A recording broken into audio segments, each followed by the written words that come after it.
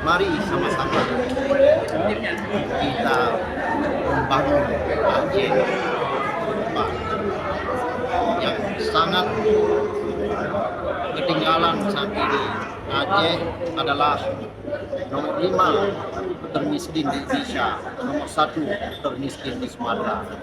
Kami bersama dengan Muallim berkomitmen akan kami keluarkan Aceh dari nomor 1 termiskin di Sumatera. Apa itu termasuk salah satu program prioritas Pasti, kerja? pasti.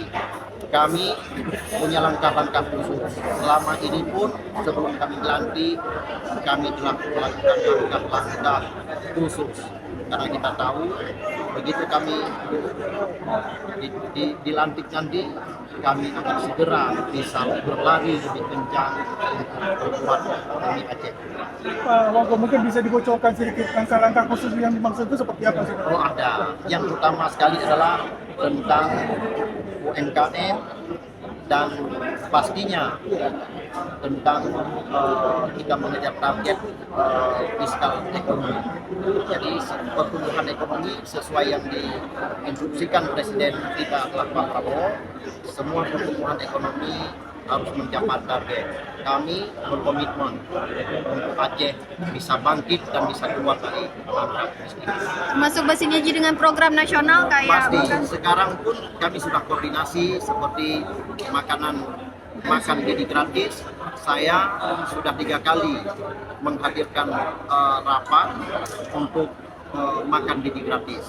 Kami berharap pemerintah pusat secepat mungkin makan jadi gratis ini bisa terlaksana di Aceh. Pak Wagub, apa sudah ada ngobrol-ngobrol dengan presiden kita mungkin seperti apa ini Aceh? Kami setelah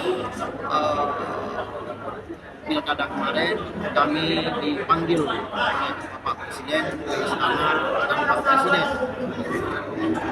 memberikan arahan kepada kami sesuai dengan arahan beliau, sejahterakan rakyat Aceh, bahagiakan mereka. Apapun tentang proses pelaksanaan di Aceh, kalau ada kendala dengan pemerintah pusat, segera koordinasi dengan pemerintah pusat. Itu pun kami telah melakukannya selama saat ini. Kemarin kami terus berkomunikasi dengan institusi yang ada.